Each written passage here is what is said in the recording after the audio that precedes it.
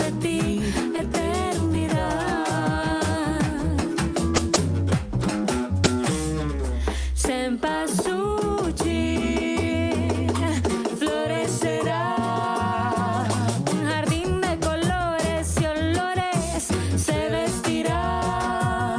Cempasúchil, mío serás, y el otoño, noviembre por siempre. Y el otoño, noviembre por siempre. Y el otoño, noviembre por siempre florecerá, florecerá.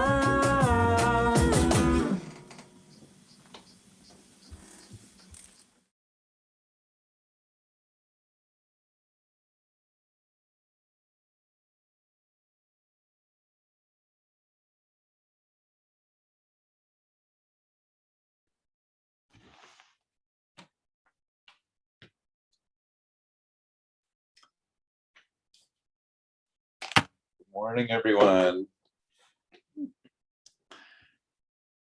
I see that we're still having some folks join in, so we'll give it just a minute for people to arrive. Hope everyone's doing well this morning. Thank you again to our wonderful interpreters.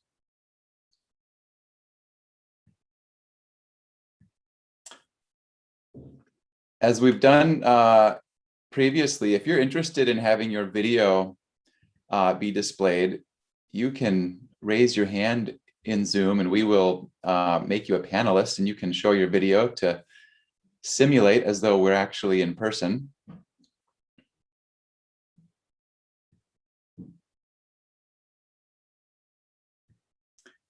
And just as a reminder, use the interpretation button in order to hear the interpreted audio.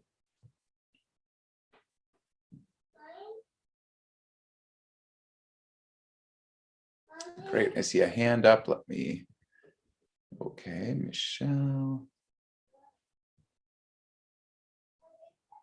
Great. So welcome back. It's so nice to have everyone back. And thank you to our presenters yesterday for the moving presentations. We have an exciting day today. I will share an overview of today's events here.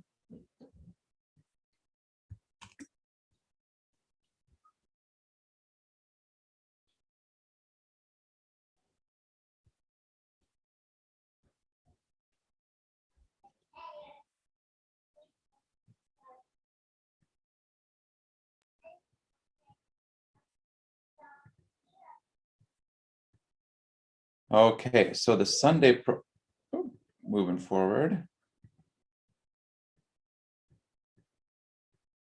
Okay, so the Sunday program, we're going to start with a tribute to Dr. Linnea Capps.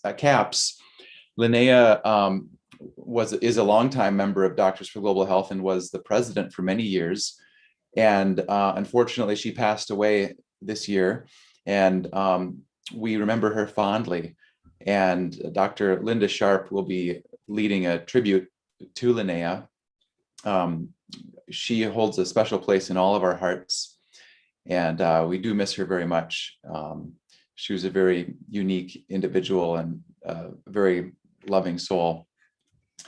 Following the tribute to Dr. Capps, we will hear an update from our partners in Kisoro, Uganda, and then we will hear an update from our partners in Santa Marta. Then we'll have our keynote speaker for Sunday, Dr. Audrey Lenhart, who is a founding member of Doctors for Global Health and was a board member for many years and recently has returned as a board member for this election cycle. So we're very glad to have Dr. Lenhart back. And then to close, we will hear a presentation from Dr. Irma Cruz Nava against the pharmaceutical profit model of medicine and advocating for the holistic and alternative use of traditional plant medicines and how they're used in Mexico. So let me see if we have Linda joining us already.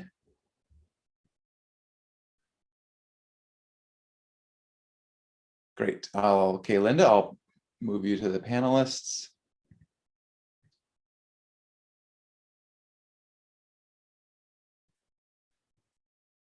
Linda, are you there? Are you able to connect? Yes. Can everybody hear me? Yes, we hear you. You're a little quiet. Okay. Is that any better right now? Let me see if I can put on my headphones to see if I can get a little better audio quality. Are you able to hear, Alex? Yeah, how's the audio for others? Is it quiet for everyone or just me? It's better. Okay. Let me try to see if my headphones will amplify my voice a little bit more. So just 1 second while we get started. We do have a video to share, and if we want, we can start that now, and then I can just pause it for when we begin.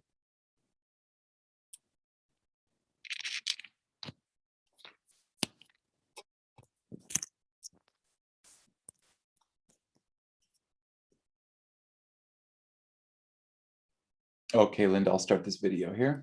Okay, great. Thanks so much.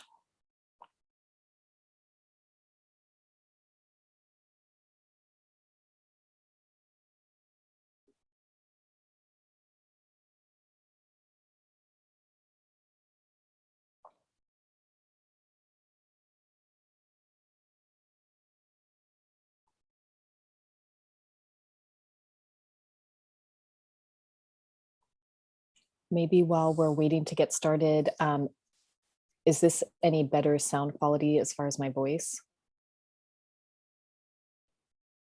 I can hear you pretty well. Okay, great. It's quite good. Okay, very good. So I think there might be music in the background. So let me know if there are conflicts between what you're hearing and my voice. So I don't want to be competing with any music that might be playing. Welcome everybody again to day 2 of Doctors for Global Health General Assembly. Today we're starting off with a tribute to Dr. Linnea Capps. Dr. Linnea Capps was born June 19th, 1950, and she passed away recently, April 19th, 2021.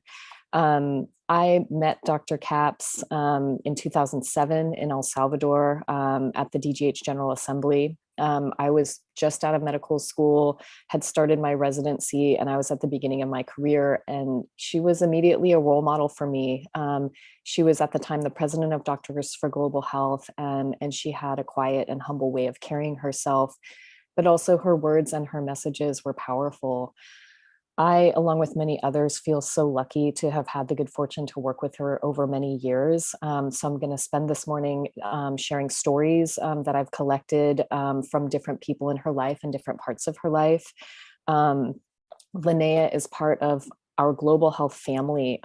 We've been deeply inspired by her life and work, and of course, we're saddened by her loss. So hope that you enjoy these pictures. There's going to be some videos at the end. 2 of those videos are from her recent online memorial that we had in May. And then others, actually, Alex, if you could pause there, because that's actually the beginning of the video. And maybe we could just go back to a picture while I'm talking. What you're seeing now is actually Linnea's former husband, and he's going to share a little bit about her early life, which he had shared with us during her memorial. And there's just some wonderful stories there. So Linnea was born in Kansas. She went to medical school in Missouri. She graduated in 1977. She eventually moved to New York City, where she worked at Harlem Hospital, and she was an early leader during the HIV/AIDS epidemic in New York City in the 80s. At that time, she also became active in a group called the War Resisters League, and their anti-war efforts were ongoing in New York, in Moscow. This was sort of the height of the Cold War, and also the height of sort of Reagan economics. She went to Central America during this time, and eventually was called back to Central America in 1987, where she lived in Chalatenango, among other places. She served as a doctor during the Salvadoran Civil War. At times, she was deep in conflict zones, committed to providing needed health services. And these experiences set her on the trajectory that defined her life and legacy. I want to share more about her global health work, but I want to also highlight some of her work with the War Resisters Leagues. And these are words from her great and good friend, Matt Meyer. So Matt Meyer says, Linnea was one of the most committed and true healers that I have ever known, and she also happened to be a medical doctor. She was involved in the work of Secular Nonviolent Oriented War Resisters League and became the national chair of WRL for several years before she returned to El Salvador. So this was before 1987, so in the mid 80s.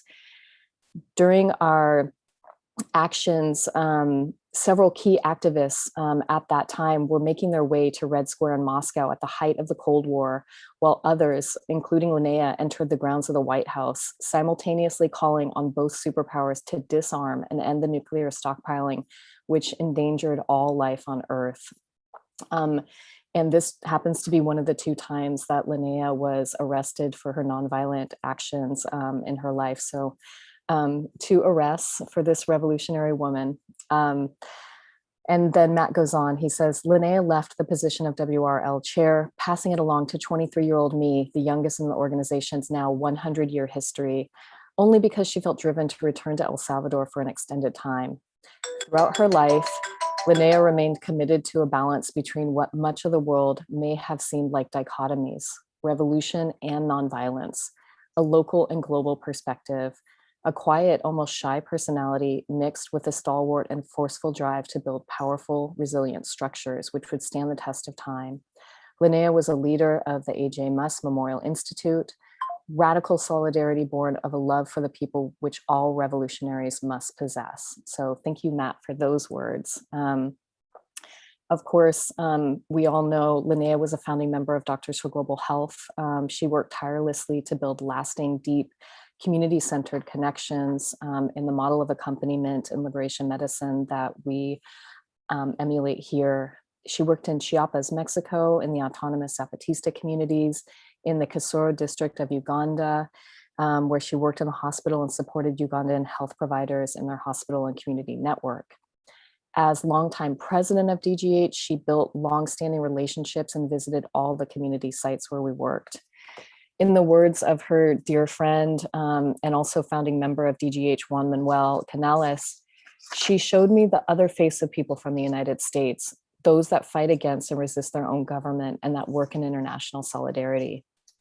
When Linnea was in the United States, she served as a clinician and a medical educator and trained many physicians in social medicine, liberation medicine, and health internationalism.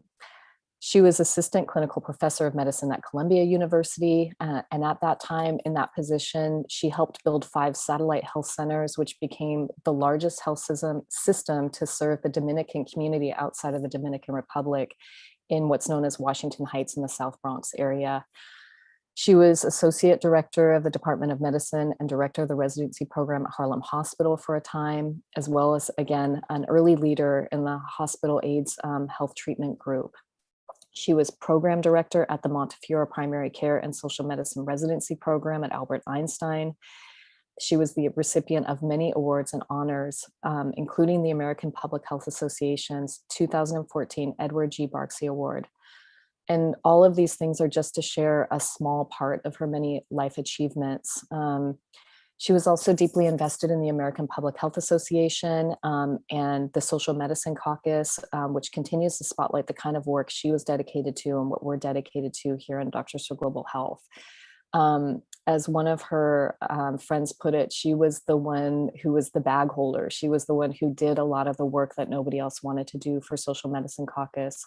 She created the newsletter. She was the bottom line person who took care of so many things. Excuse me for a second.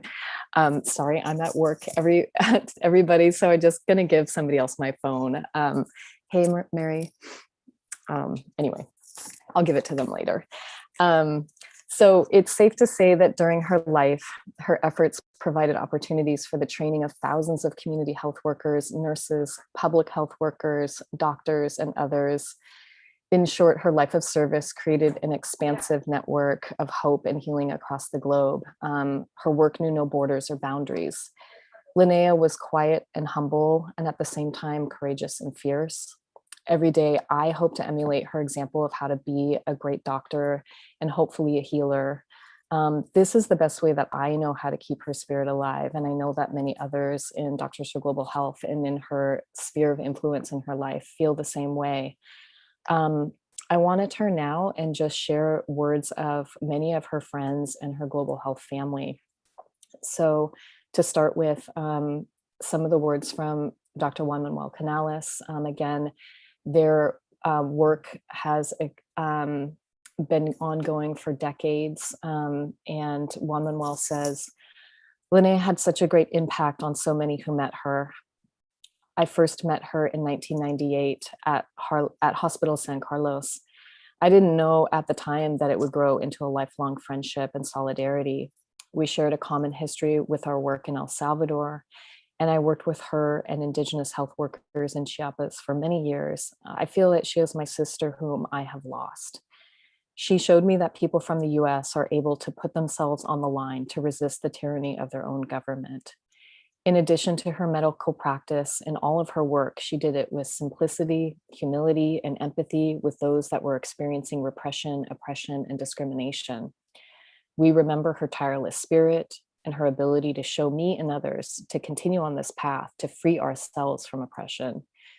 Our community health workers and everyone who worked with her expresses that she was a simple and humble person and also a revolutionary person. We will remember her tireless spirit and her ability to show me and tell me to continue on this path to free ourselves. And just as a side note, Juan Manuel has started a series of lectures to continue this revolutionary practice, partly in honor of Linnea's legacy. So hopefully many of you will be able to join those conversations, and hopefully those conversations will be ongoing. So that's one ongoing tribute to Linnea.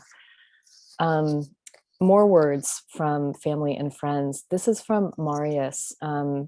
Marius is a peace studies practitioner from Congo, currently working in Washington, D.C. And he says, when I met Linnea in New York City, I was an asylum seeker, and she provided me stability in my life. She gave me purpose. I had the honor to see her during her moments when she began to have issues with her health. I thought that I was helping her, but I think she was the one who was helping me become a better person. We talked a lot about her experiences in El Salvador. She was humble and caring. If I had a sense of stability in the United States, it was because of Linnea. I know she's lived a wonderful life. I hope we all can live by some of her values and become better because of her. And Marius was living with Linnea at the end of her life before she moved home to Kansas to be closer to family.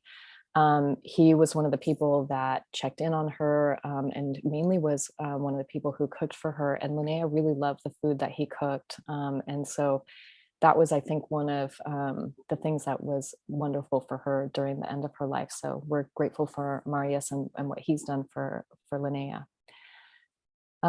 These are now the words of Irma Cruz Nava, another founding member of Doctors for Global Health. When I first met Linnea in El Salvador, before DGH was even born, I saw her and I was shy at first. She gave me a big smile. She created a certain warmth and it helped me to open up. Her work in Chalatenango was just forming at the time. Over the years, we've been able to travel on projects to different countries and we've worked together. And during these experiences and in these places, I saw her human side, how brave she was, how positive, and her spirit that kept moving and working, her power and her professionalism that she used always. I've learned so much from her when she visited Tehuantepec in Oaxaca, and she worked with so much empathy. Her medical support strengthened the community health system here. We feel her spirit alive in us, shining and illuminating the way. She's an example for us to follow. We have to make this world a reality. We have to continue to work with humility and solidarity, and that's how she stays alive in our hearts. She's the spirit of resistance. She's an angel that continues to move us along. Another friend from a slightly different part of her life, but ongoing relationship for many, many years, Paula Brentlinger. Linnea and I worked together in El Salvador and Mexico from the 1980s until 2010. It was a long collaboration. One thing is that the tremendous amount of work she did on behalf of other people didn't exhaust her or wear her out. It made her really happy. I recall when we finally all got an ultrasound machine at the Hospital San Carlos in Altamirano, Chiapas. Linnea was the first person to use it.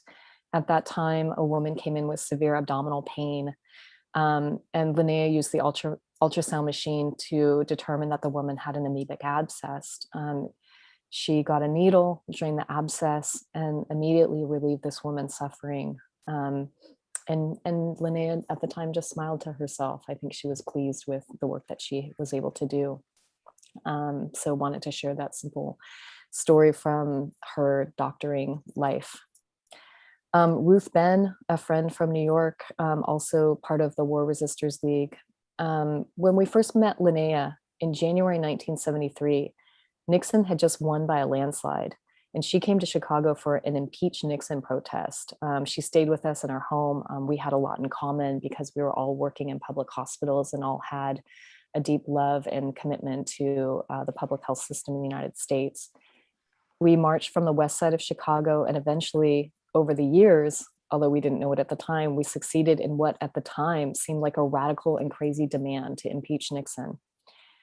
I also recall getting arrested with Linnea at the Republican National Convention in 2004. At the time, Ruth Ben had gone there with the intention of getting arrested, but Linnea hadn't. But Linnea ended up in jail nevertheless. Linnea was on her way to doing some international work, so was very distressed and was hoping she could get out of jail so that she could make her trip overseas. And she was able to make it out, and she got on her way. These next words are from Gloria. Linnea was our program, Gloria, one of her residency students, or one of her residents.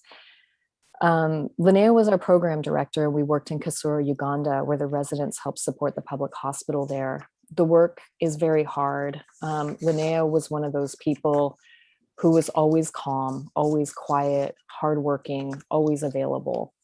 Everyone loved her so much. I was with her also in the clinic here in the United States. I was one of the people who cared for a lot of her patients when she retired. Her patients also really loved her and miss her as well. From all of her work in the Bronx and elsewhere, she touched many lives. In Kasoro, we all really miss her. These words are from Carol Kessler, DGH board member and also longtime friend and comrade of Linnea's. I met Linnea in 1987 in Chalatenango when as a medical student, she was my supervisor.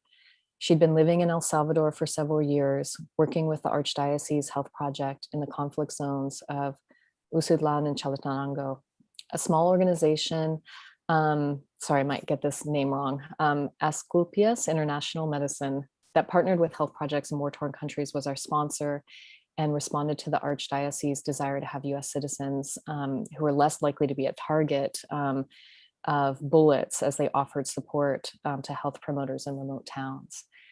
I have few photos of that time because we had many boundaries that needed to be kept in order to maintain the colonel's permission to work. We needed the colonel's permission to travel. Soldiers often stood at our side at the clinic where we lived. Soldiers asked where we were coming from and where we were headed at roadblocks. They searched our Jeep. They confiscated film from cameras. They flew overhead in helicopters and even emerged from battle to interrogate us. Linnea was the eye of the storm. She was always centered in her mission to promote health in the midst of war by respecting boundaries to ensure safety for all. There was no fight, flight, or freeze in the face of danger. She saw the light of life in all those that she encouraged to become healers in their community. From my journal at the time, I recall a woman approaching Linnea and I, and they asked us to tend to her ailing spouse. Learning that this woman hadn't sought the local health promoters, Linnea arranged a time for a home visit with the health promoters. We arrived with the health promoters who examined her husband's swollen and oozing eye, shared the diagnosis of an eye infection, and recommended oral antibiotics. Linnea had been silent until she spoke up to affirm the promoters' conclusions. So, you know, again, just to highlight, this is what accompaniment looks like.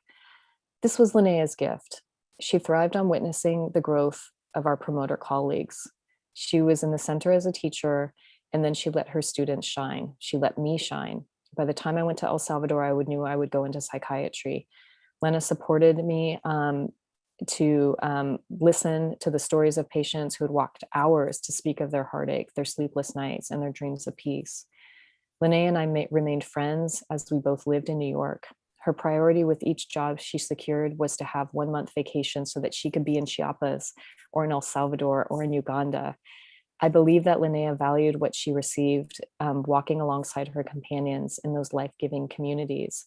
She cultivated lifelong relationships as she sowed seeds of health and hope. Her light will never go out. Up next, we're going to share a few videos. Again, one is from her former husband, Patrick, sharing a little bit more about their early life and their work in El Salvador. One video is going to be from Lanny Smith, our founder, who has created a new verb, to Linnea, and he will explain what it means to Linnea. And then also from Raquel and Neto. Raquel was a health promoter taught by Linnea in Chalatenango. At the time, she had lost her husband through fighting with the FMLN. After a time of refuge in the Basilica, she and her son Neto settled on land, and they eventually moved into a house in the city. And Neto would grow to regard Linnea as a second mother. So Neto is really a godson of Linnea's.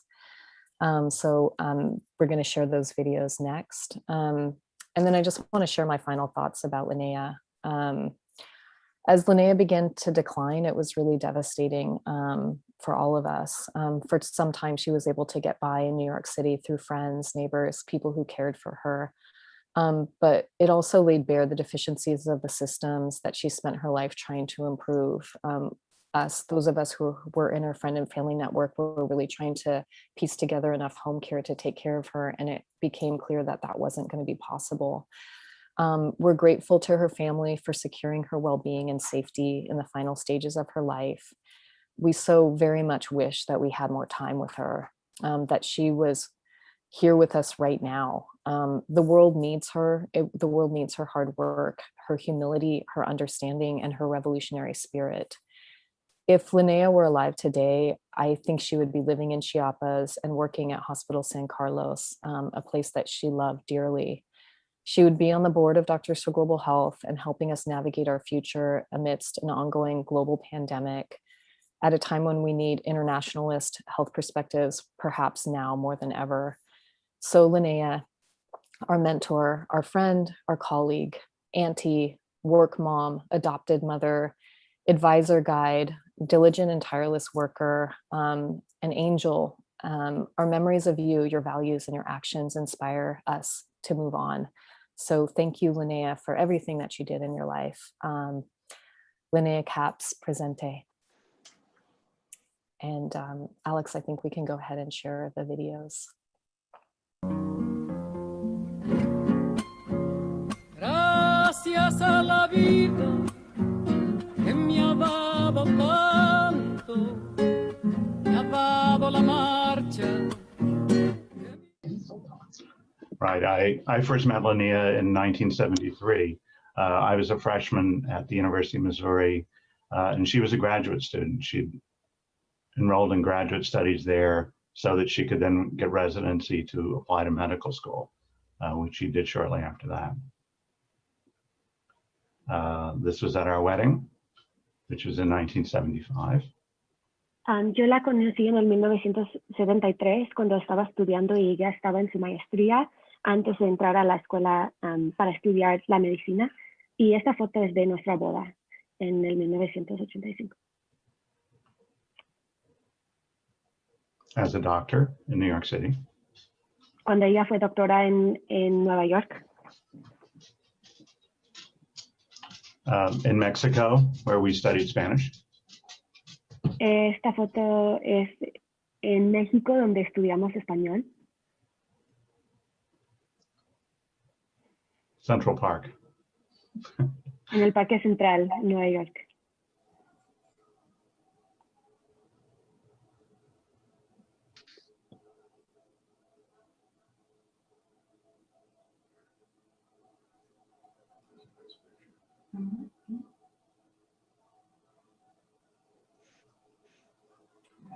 I know you're thinking this looks very green. This is Cape Breton in Canada, in the Maritime Provinces.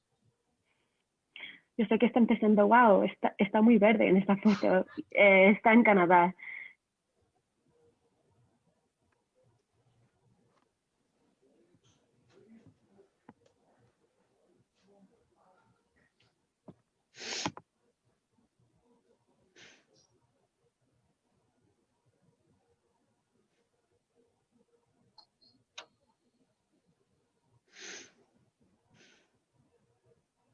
This is Linnea with her mother. Esta foto es de Linnea con su madre.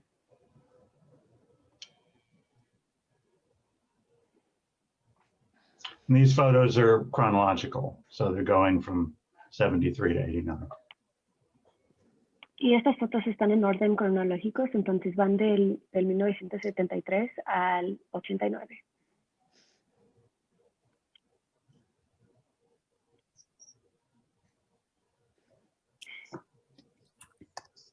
I don't remember exactly where this is, but it's some Caribbean island.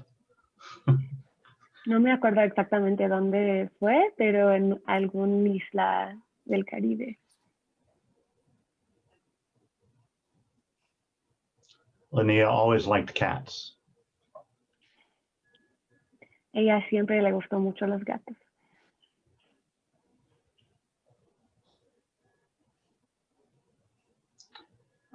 This was the team in 1985. We went down to El Salvador to work with the Catholic Archdiocese. And this was the team of folks who worked with us in Chalatenango in the población of Aldeita. And the priest, Gabriel Rodriguez, is at center there. Esto fue el equipo. En el 1985 nosotros fuimos a El Salvador para trabajar con el Archdiócesis Católico en Chalatenango, en la población Adelita. Y Gabriel Rodríguez está en el centro.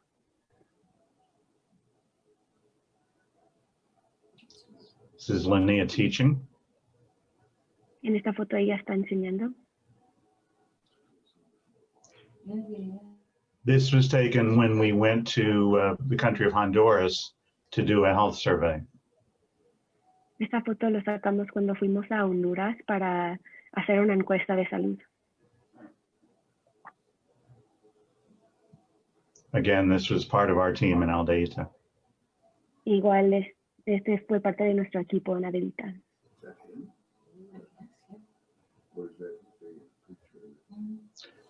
Linnea's interests included ice skating, and this is a picture from her ice skating competitions. Sus intereses incluían patinetas, y esa foto es una de ella era competitiva, una de las competiciones, las campeones. This is a photo of Linnea with her family. Esa foto es con la familia de Linnea.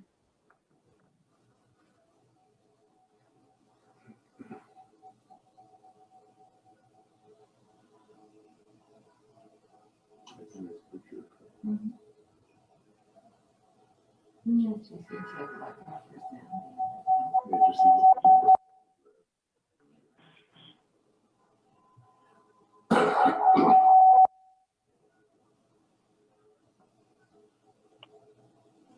is skating. She's good. Renee is skating.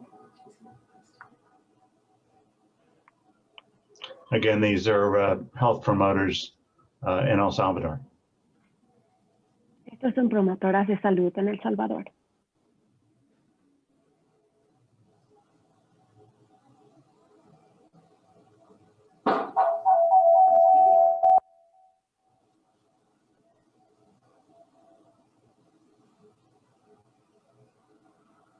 We were in El Salvador for about 2 years. Frankly, if Linnea had her druthers, we probably would have stayed longer, but 2 years away from my country was enough for me, and she acquiesced. Of course, later on, she went back to El Salvador and to Mexico as well to continue the kind of work that she'd been doing. Nosotros estuvimos en El Salvador por 2 años. Ella quería quedarse, pero yo ya me quería regresar a Estados Unidos después de 2 años. Pero obviamente después ella se regresó a El Salvador y también a México.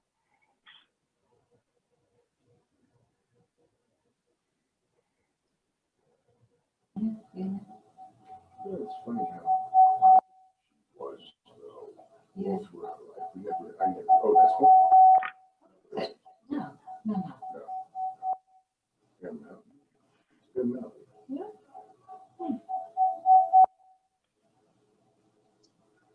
I'm sorry, would Jerry mind muting? I'm getting a lot of background sound.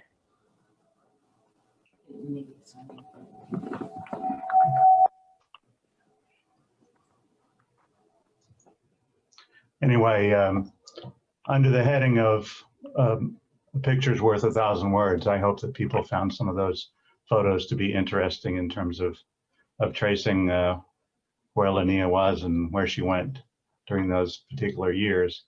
I would just add that, you know, some people have talked about her character, and I think that what was striking to me from the first moment I met her is that she wanted to be a doctor to help people. You know, she was a do-gooder. About Linnea, I was trying to think of a definition. What is Linnea? And so I did, you know, what you're supposed to do these days. I said, well, let me go on Google and see what Linnea is, and I'm just going to read this because I'm pretty sure this person that wrote this must have known.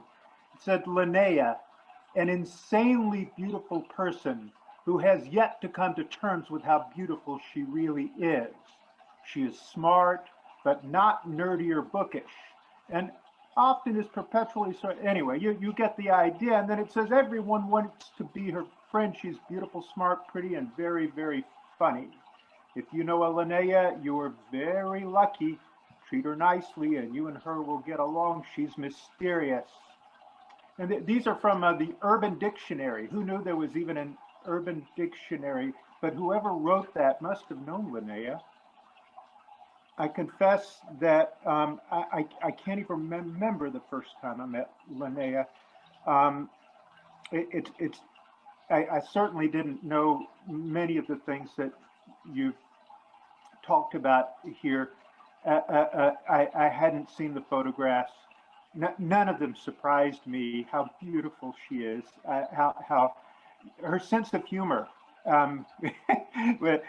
was like none other. I want to point out that for someone who was able to live her life without putting herself forward, without acting like she was better trained, more intelligent, better able to use a computer, better able to suck amoebas out of a woman, however you want to, but somebody who was like that, somebody so humble who didn't put herself forward, Linnea was put in a remarkable number of leadership positions. look at how she was director of hospital program in residence in Harlem and at Montefiore. And yes, the Doctors for Global Health, she was the leader for many years. Her leadership style is very effective. It's a teaching style. It's something that I always want to emulate. While I was looking for the definition of Linnea, the reason was that I was trying to imagine the verb. Linnea, to Linnea something, to Linnea life, to Linnea, and it's revolutionary. You know, fascists should be really scared of Linnea, and anyone that has to do with Linnea. Racists should be scared. Anyone who is mean, horrible, hated, they should be scared of Linnea because of how she is. And they should be scared of us. Anyone who loves and is impacted by and it wants to Linnea life, to be a revolutionary in the truest sense of the word, like Linnea is. I want to confess, I took Linnea for granted the way that I take living the next day for granted, like the way I take life for granted. That's the way I took Linnea for granted. In some ways I still do, because I feel like she's always there. And she always was there anytime, whether it was, you know, telling me, you know, someday you better do something so that other people don't have to take care of you. You better leave El Salvador and do something. You know, that was sound advice. Her accountant, I'm surprised her accountants are not here. They were some of the first people that we let know because they loved her so much. Can you imagine being loved by your accountant? Wow. And so that's what I want to say. All of you have been telling me things that just affirm everything that I felt with Linnea and still feel. And you know, this night I hope will be part of all of us continuing to Linnea in our lives, and to do it in an organized fashion, because yes, she is an internationalist in the sense and in the word. She lived the life. She would just do things. She would stick out her neck if it needed to be stuck out. She would do the thing. She would, if you needed something done, she would not complain, but she might make you laugh about it. Voy a decir, quizá no exactamente lo que dije todo en español, pero voy a decir algo. Pues yo busqué una definición de Linnea y lo busqué, encontré en el. Todo el mundo quiere ser esta entidad. Residencia en Harlem y Montefiore por ser lo global. Así que es. Just a note, I'm going to skip through Lanny's self-interpretation since we have simultaneous interpretation going on. Nuestra cotidiana. I'll finish with that. Thank you. Buenas, mi nombre es David Ernesto Funes, a la par mi mamá María Saba Funes y en medio Adriana Alejandra Funes. Ahorita va a comenzar a decir unas palabras mi mamá y luego voy a hacer yo. Pues dándole gracias a Dios por este momento que vamos a hacer este video en memoria de Linnea, reconociendo que pues fue parte de nuestras vidas. La conocí en 1985 por medio de un proyecto que traían para nuestro país, El Salvador. Por medio de la guerra, pues necesitábamos mucho haber promotores en nuestros lugares y precisamente ellos se dirigieron para Chalatenango, donde se instalaron en las aldeas. Allí nos conocimos y ellos llegaban a nuestra comunidad, donde nosotros fuimos desplazados y llegamos a ese lugar donde nos dieron la oportunidad de poder de hacer nuestras casas. Y allí llegaron ellos a ayudarnos precisamente, no solo a dar oportunidad de promotoras, sino que a poner mano de obra también, a hacer nuestras casas. Ellos fueron parte de esa colonia. ¿Cómo no darle gracias a Dios que pues en estos momentos decirle a la familia que que le damos gracias por esa persona que Dios formó para ayudar y fue una linda persona para cada uno de nosotros, donde tuvimos la oportunidad de poder llevar niños a ese lugar donde fueran liberados de muchas situaciones como es pues la salud. La salud también daban Cáritas, les ayudaban también no solo a la salud, sino que los regalaban comida para nuestros niños. Hoy le damos gracias a ella, pues precisamente, porque hubieron niños que son parte, y este es mi hijo, pues, mi hijo que fue parte de eso, donde se promovía cómo hacer los atoles de soya que ellos llevaron, y allí es donde yo, pues, cómo no darle gracias a la familia por esa familia que ha tenido, por Linnea. Y en estos momentos, pues, decirles que ella fue una linda persona, dada a todos nosotros, dados a toda la comunidad, precisamente a los más necesitados. Gracias. Hablando sobre ese tema, yo soy uno de los que eran afectados a través por el problema de la guerra. En el caso de mi familia, mi mamá se quedó sola porque mi papá murió en la guerra, yo no lo pude conocer, y a raíz de esto... Hoy le damos gracias a ella, pues precisamente, porque hubieron niños que son parte, y este es mi hijo, pues, mi hijo que fue parte de eso, donde se promovía cómo hacer los atoles de soya que ellos llevaron, y allí es donde yo, pues, cómo no darle gracias a la familia por esa familia que ha tenido, por Linnea. Y en estos momentos, pues, decirles que ella fue una linda persona, dada a todos nosotros, dados a toda la comunidad, precisamente a los más necesitados. Gracias. Hablando sobre ese tema, yo soy uno de los que eran afectados a través por el problema de la guerra.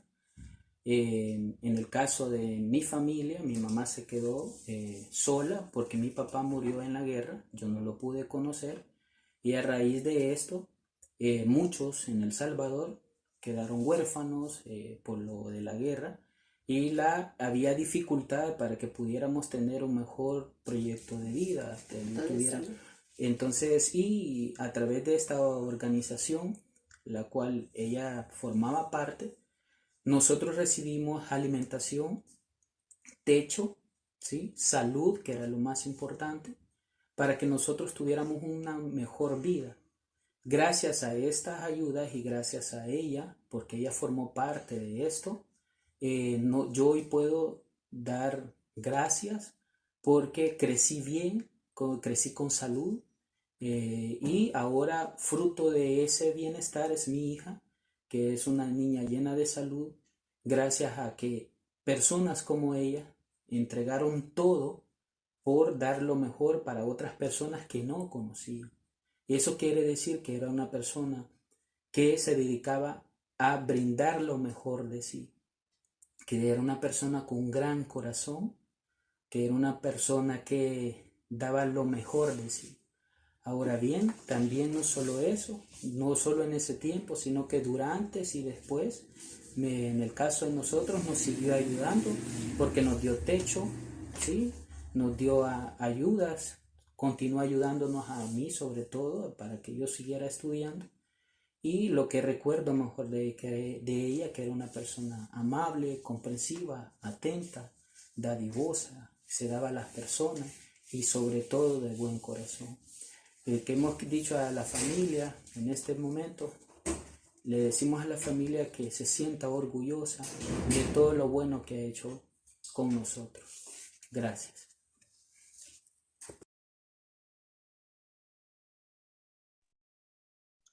Okay, thank you, Patty and Danny and Carol and Neto and everybody who contributed to those videos.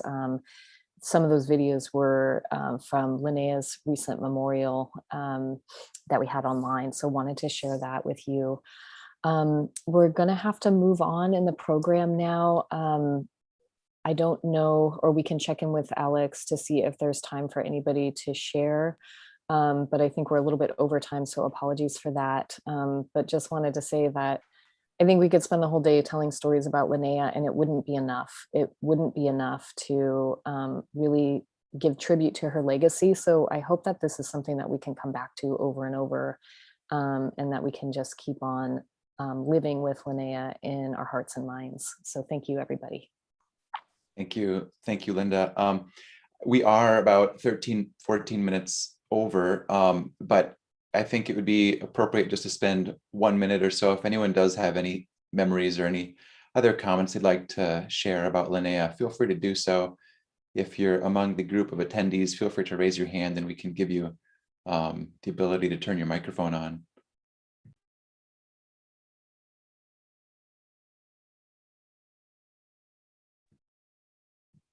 Well, I can share that I had the wonderful opportunity to work with Linnea in Chiapas, and I was impressed at just how calm she was and how knowledgeable she was, and she just made everything look so effortless. And I remember a lot of cases, and one in particular where she really helped me think through a diagnosis for someone. And it was really such a meaningful thing for me to have known her. Does anyone else have anything they'd like to share about Linnea before we move on? I'd like to share very briefly the last stanza of Mercedes Sosa, Gracias a la vida. Gracias a la vida que me ha dado tanto, me ha dado la risa y me ha dado el llanto, así yo distingo, dicho de quebranto, los dos materiales que forman mi canto y el canto de ustedes, que es mi propio canto, y el canto de todos, que es el mismo canto. Gracias a Linnea. Thank you, Carol. That was beautiful. Yeah, thank you. Okay, well, thank you so much, everyone. We will move on to our presentation from Kisoro, Uganda. And I know that we have Patricia and Harrison Bloom on, and also Shirley Novak. So I'll turn it over to all of you to introduce the next session.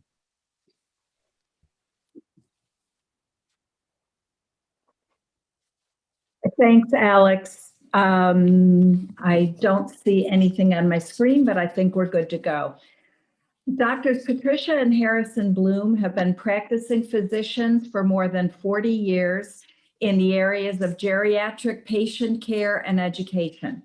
With professional connections to Montefiore Medical Center and Albert Einstein in New York City, the doctors Bloom made exploratory visits to Kisoro, Uganda in 2017 and brought their expertise to that community.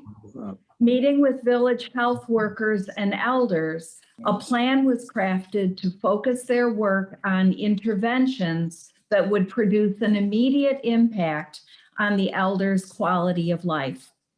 This project, the Kisoro Elders Project, has expanded now to all 52 villages where DGH has trained village health workers. I'm excited to introduce you to the founders of the Kisoro Elders Project, Doctors Patricia and Harrison Bloom.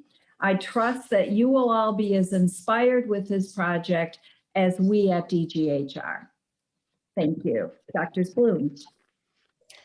Thank you very much, Shirley, for that nice introduction, and to all the DGH people for having us, inviting us to this very interesting and important conference. I can just quickly say, I knew Linnea at the end of her work in Kisoro, and I just learned a tremendous amount about her just now, which is she was amazing.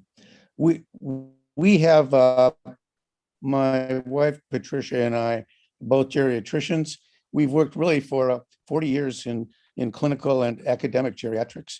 So also we've had the privilege and the excitement of working in pretty much all over the world and teaching geriatrics. so have met many, many people in many places, but have maintained a commitment really to kind of primary care, geriatrics, and recognizing the importance of older people, not just their problems, but how much they contribute on a daily basis to communities where they live.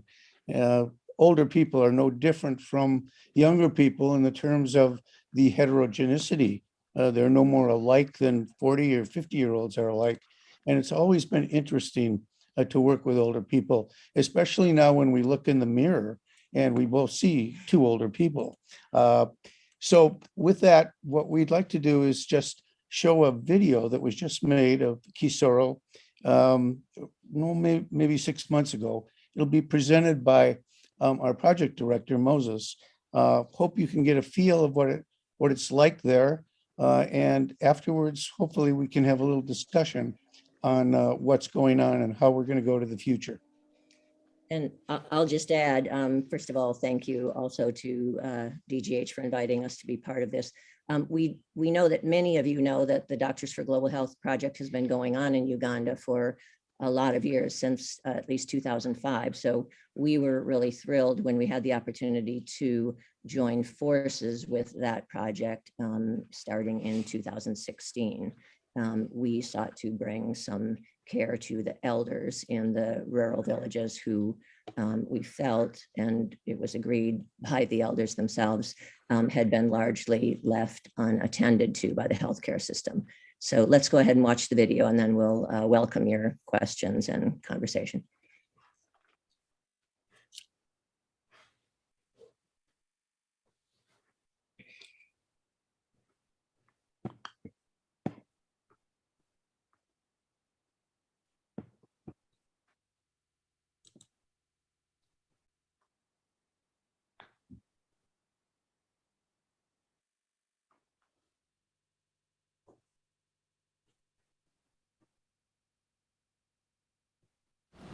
Hello, my name is Iragwa Moses.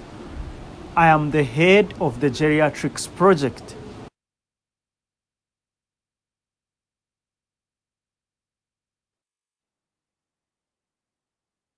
The Geriatrics Project is a project that we started in 2017 under the guidance and leadership of Doctors Harrison and Patricia Broom.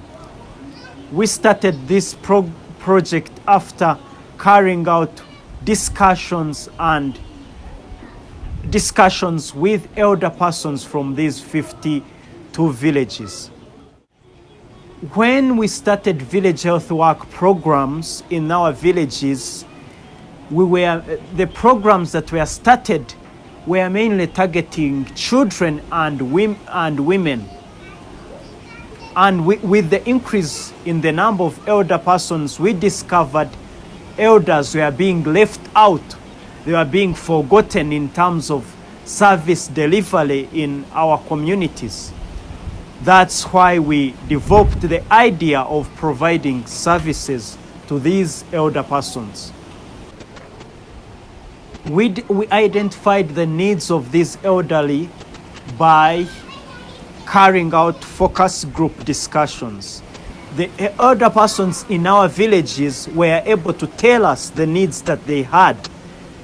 One of the needs that they had was mobility challenges. They faced pain and mobility challenges. The other problem they had was vision. Most elder persons had challenges with vision. The other problem they had was issues with hearing. The other problem they had was depression and dementia due to the many challenges they face in their families.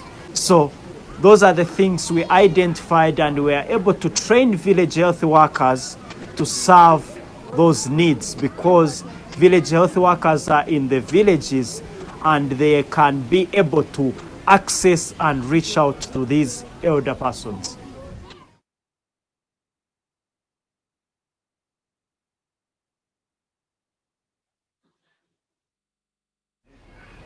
The geriatrics program is the first, and it's unique not just in Uganda, but I think it's a unique program in Africa because programs that target elder persons in Uganda are very few.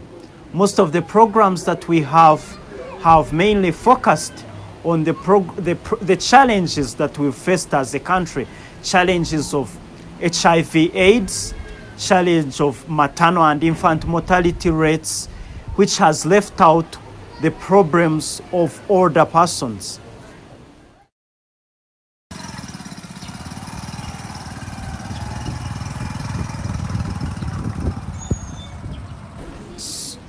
Currently, we are carrying out a geriatric census.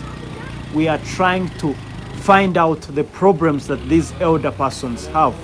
We are carrying out data that gives us that helps us to find out how the elder persons are coping up with their instrumental activities of daily living, and we are finding out the contributive functions of elder persons.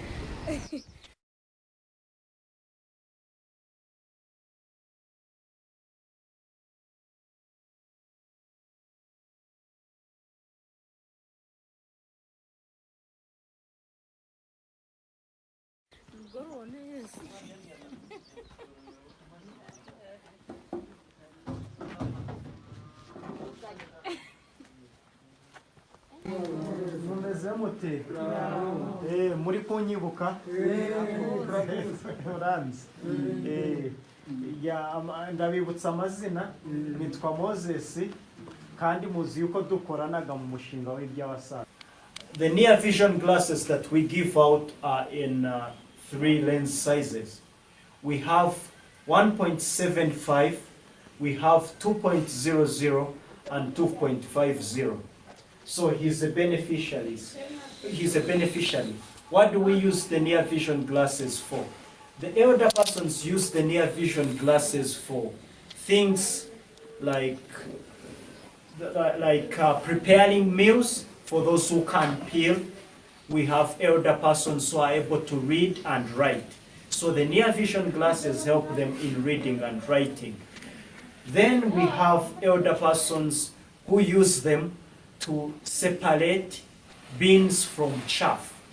If they want to prepare a meal of beans, or if they want to separate stones from the rice that they have in their homes, they are able to. These near vision glasses are very helpful in helping them carry out that activity. It's something that they couldn't do in the past. They faced a challenge of helping out in meals preparations because they can't see well. But the near vision glasses are able to help them in doing that.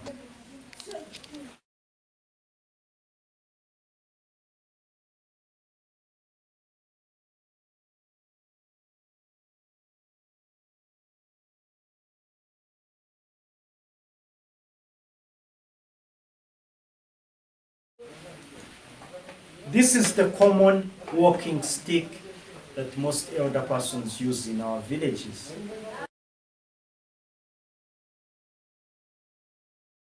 The challenge with this walking stick is because it doesn't give enough support to an elder person. Once someone slips or slides, it's not able to support them, which this cane that we have supports because it has the pistol grip that helps them, gives them enough support when they are walking.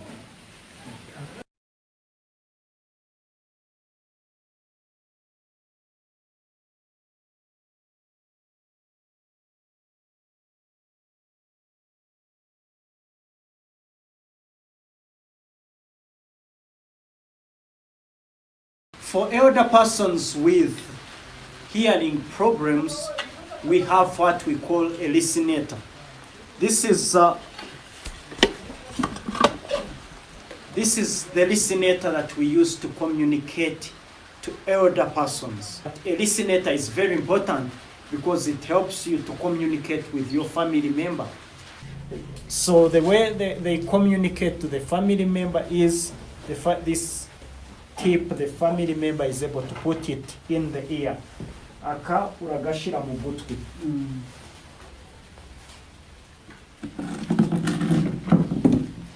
One of the things that we train both families and village health workers is how to communicate to older persons who have hearing problems. One of the ways they are supposed to communicate is to communicate with them when they can see you, when they are seeing you face to face.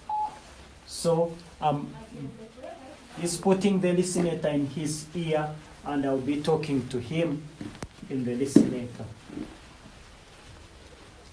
Wagashize mu gutwi muzeyi uri kunyumva uri kunyumva neza.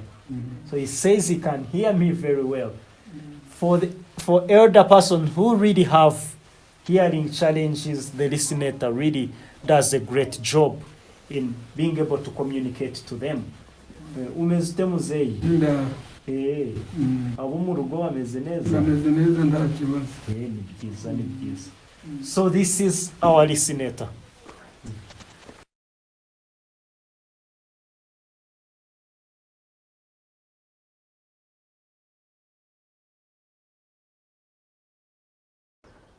byinshi byo ntahenda gusobanura byo bazo bari kubabwira. None iki gipapura nico cyo kikoze iki go mu maro go gucebera amaso.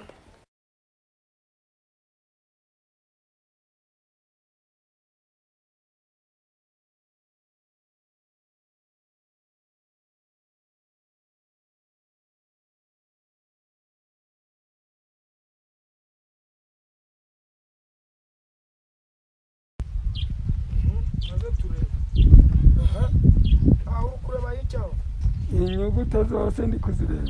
Inyuguti uri kuyireba. Iri kureba ihera. Iyi kareba he? Iri kureba hasi. Iyi. Nayo iri kureba ihera. Iyi. Iri kureba epfo. Iyi. Iri kureba iheru. Iyi. Iri kureba hasi. His vision is we can say he is able to see 6/9 for one of his eyes, but one of his eyes couldn't see anything. So we can say the eye he has the far vision challenge. So with the 6/9 we will refer, because the glasses that we give are near vision glasses. The far vision, we screen for far vision so that we are able to find those that we can refer to other service providers. For example, the opticians at the district referral hospital.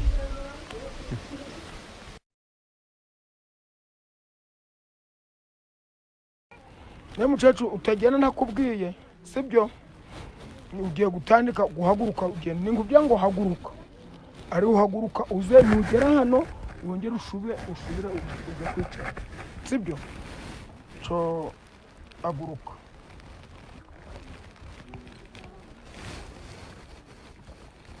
iza nkukuzaga ugera imbere y'iyi nkoni wongera usubireyo imbere y'iyo nkoni cyo subirayo.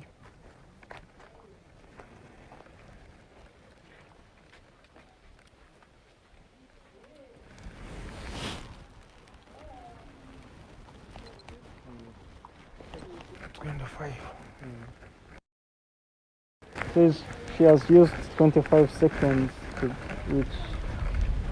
to move and to reach here and go back. 25 seconds tell us that she's at high risk of falls because she uses more time to get up and go. So these are the people we focus on when we are trying to screen someone for a cane.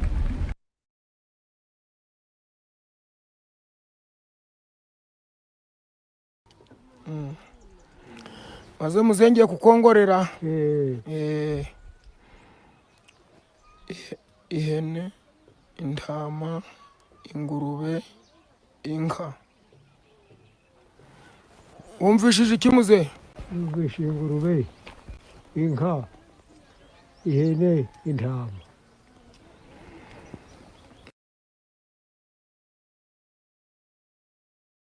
So this is our otoscope. The otoscope is what we use to look for earwax in an elder person's ear. And this is the spray bottle that each village health worker uses to wash out earwax.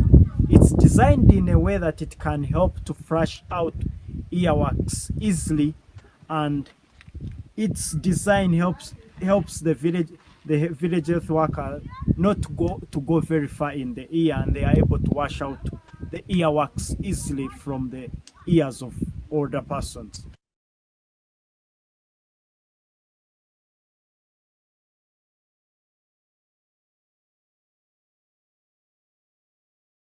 So record keeping is something that is very important in our geriatrics project. One of the screening tools we use is the PHQ-9. That's the patient health questionnaire 9 for elder persons. This helps us to screen elder persons with depression.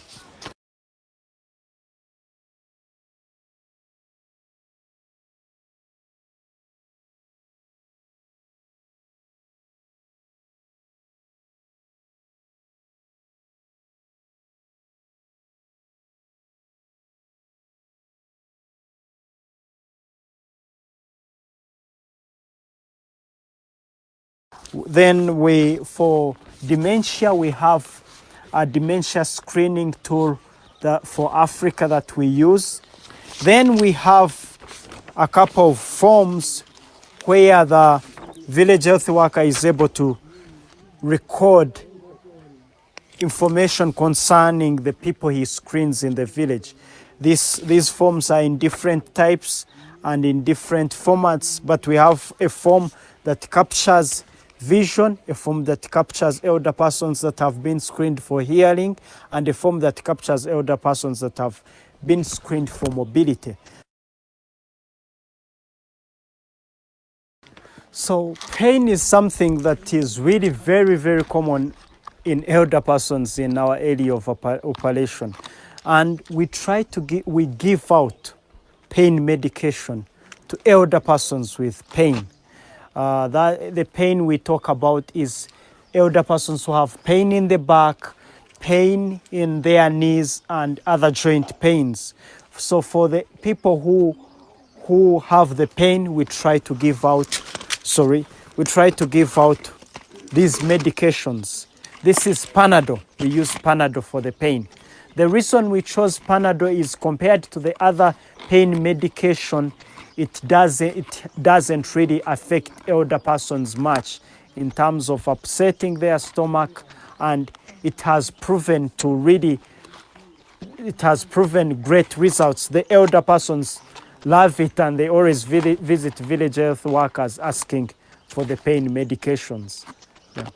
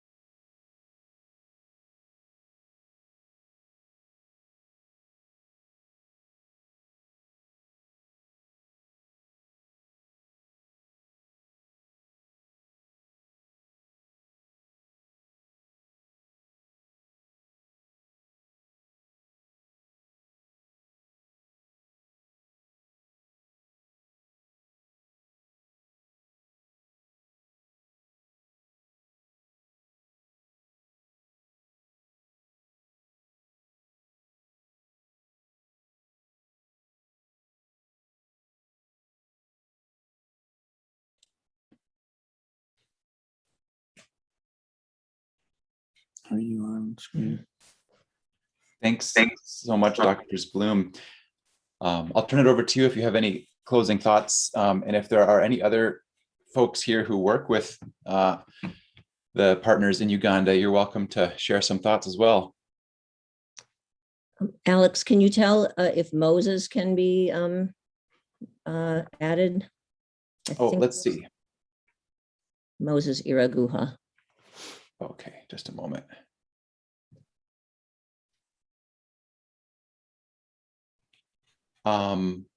There we go. Yes, Moses, I'm going to add you to the list of panelists, so you should be able to share your video.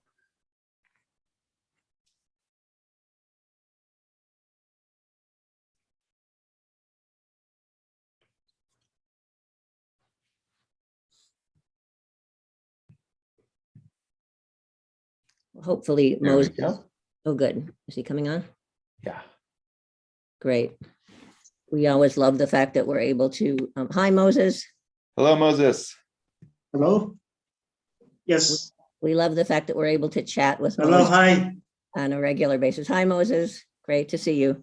Well, we have just a few minutes. Good to see you. Yeah, wonderful. I guess the only thing we would say is we hope you enjoyed seeing about the project. Obviously, Moses is the one who's carrying on the project and interacting with the clinical supervisors and village health workers. So, you know, as I think is the goal of DGH, we are striving to work ourselves out of a job, and that's happening nicely as Moses, you know, is really the person on site directing the project. So we can open it up for questions if anyone has any questions. Or Moses, is there anything you'd like to add? Oh, I would like to just add that I think a lot has been presented in the presentation that was shown, but in brief, I can say this has been an effective program for the elder persons because the policies that are existent, let's say in Uganda or many maybe African countries, really don't address much of the problems that affect older persons. And it's been a great program, and many lives have been changed because of the program. We think that one kind of, I guess you might say, the only relatively disappointing aspect has been when we started this program, we thought that maybe if it was done correctly, it could be exported or perhaps picked up in other African and other countries. And it still could be, but it takes a lot of organization and actually a lot of work, a lot of supervision. And we started out having village health workers present in these villages. And as I'm sure many of you have found with so-called non-professional clinical people, they are really, really good at what they do. They're very bright. Most of them are pretty energetic, and they do an excellent job. Also, I think we should say that this is really a low-cost program.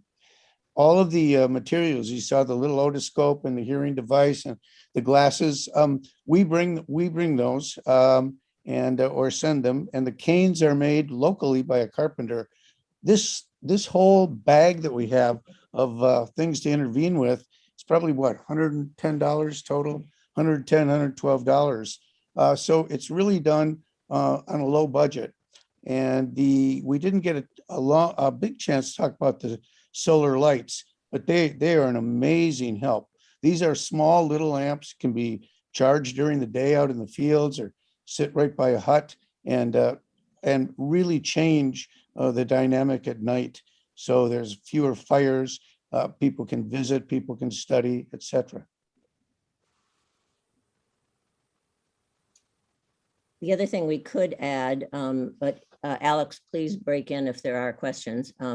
We could add that, you know, now, of course, in the face of COVID, there have had to be adaptations, and Moses and his co-supervisors and the village health workers have really stepped up to try to adapt to the pandemic, which actually didn't arrive in Kisoro until very recently, but in anticipation of its arrival, they really, they really adapted the program to put in place a system of delivering medications out to people in the countryside because, it became impossible. There was a big lockdown and they weren't able to get into the hospital. So all of the clinics were adapted to make them open air. And now with the severe lockdown, the village health workers and Moses and his team are visiting people in their homes. So they've been very adaptable in the face of what's going on. Okay, so I think there's a question. Alan, can I ask a question? I Sure. don't know who is facilitating, but my ahead, question, Denise. I'm very impressed by that, very simple, down-to-earth approach to dealing with this issue. And I'm thinking about some of the other community we work in, even though when I think about Santa Marta, they have a local clinic, but I think there could be a lot of benefit to share this program and to have, the health promoters there who actually are paid by the Ministry of Health, but still maybe also other people in the community, because there's so many things that the paid health promoter has to do, but other people in the community that could do that and go, into people's home and do this. So I don't know if there's a practical way to think about it, but I think it would be great and of great benefit. And I've been thinking about in this country, believe it or not. Yeah, well, I think it could be helpful too. Yeah, I mean, I think for the other DGH projects, if you have the infrastructure of the health promoters, then you have in place the ability to, with some really fairly basic training and basic preventions, to really extend benefit to older people. And, just in case, I think people have the idea that, oh, well, there really aren't old people in Africa, that's not at all true. We found, well, there's 4,000 elders in the 52 villages that the village health workers serve. And all of the developing countries in the world are aging very rapidly. So, it's not at all unusual to find 70, 80, and 90-year-olds in the rural villages. And I'm sure that's true in the villages where all of you work as well. The proportion of the population that's elderly is growing around the world. Moses, do you want to say anything about that?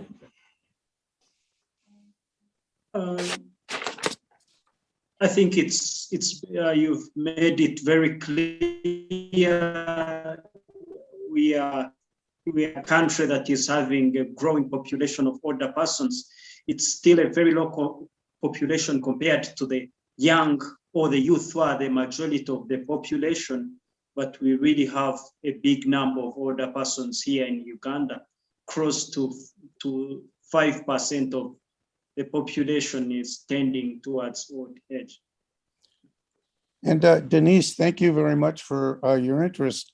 I think this could be done. And one of the things that I didn't emphasize enough is we believe that older people in these villages have a lot to contribute. We aren't just looking for people with problems. These are people who really are quite wise, not all of them, of course, but they contribute in many ways in a positive way to where they live. And so we're doing this, and we do this, and we try to do this in our country too, is to emphasize the positives that older people have, and intervening in these types of things can change somebody's interaction greatly in their communities. Being able to hear again, being able to see sorting beans from chaff, and being able to walk on a very hilly countryside. We think that diabetes is important, heart failure, etc. All of these things are important, but we can't intervene in those immediately right away. These are things we can hopefully contribute to and make a big difference right away, immediately. Well, Shirley, I see your hand. Andrea had written a question I'd like to just read first, and then Shirley will proceed to your question. Sure. Andrea, and forgive me if I'm not translating this correctly, but Andrea writes, is there a way of hearing the stories of the older people in the communities. And her second question is whether the communities are working with phytotherapy, which I'm interpreting as meaning plants or local herbs. Andrea, please correct me if I'm getting that wrong. Yeah, those are all wonderful points we could probably talk about for a long time, but I'll just say briefly, as part of the depression screening, we did document the stories of some of the people and the causes of depression, some of which had to do with grief, some, unfortunately, which have to do with the abuse of elders in their communities, especially around issues of land. Many women, when they're widowed, their land is grabbed by, the dead spouse's family. There's a lot of trouble with transition of land. So there's a lot of stories around that we could tell. And also we could tell stories of people who, for whom these simple interventions were life-changing. In terms of the other partner therapists, we have experienced that. There's an acupuncturist at the Kisaro District Hospital who has also been a wonderful addition for older elders in terms of their pain intervention and being able to become much more functional. We also have a partner in Kisaro who's very interested in medicinal herbs, who has wonderful gardens, and he's been looped in to participate with the Doctors for Global Health. So yeah, we totally agree that finding those kinds of partners in the community is extremely important.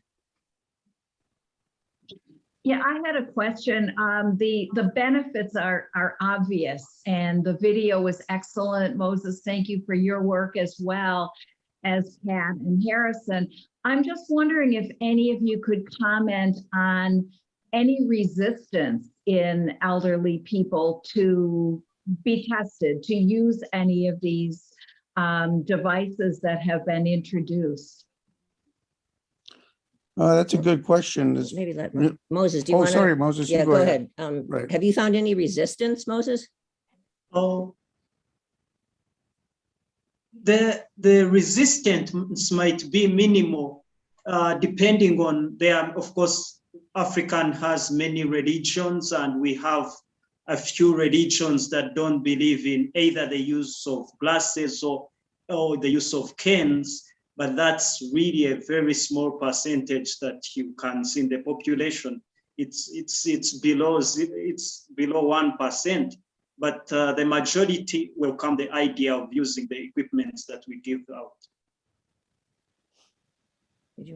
No, I agree with that. And one very interesting thing is there was a little bit of discussion around, should we give out pain medications? The idea being, and you can see many people wanted the pain medicines. Two things about that. Number one, most of these older people are naive to any medication. So when you think of Tylenol or acetaminophen, you think, oh, gee, that's not very powerful. But in someone who's never taken medications, can be very helpful. And so we decided, when all things were considered, to give out that medicine, especially also since we can get it for a very low price in the country. Just another little story about resistance I'll tell quickly. We were concerned from a cultural point of view whether older people would accept the canes, because as Moses showed you, the walking stick is just very traditionally what they use. So we thought, well, maybe they won't like the canes or use them. The reverse was true. People love the canes, whether they need them or not. So, we've really had to instruct the village health workers to have a sort of, discerning eye for people that might be cheating on their timed up and go to try to get a cane. So that they've been very well accepted, that they love them. And the carpenter does a beautiful job. They're nicely varnished and, have that really cool pistol grip top. So so people really like them a lot. And we make them for about $5, $5.50 a piece, which is pretty reasonable.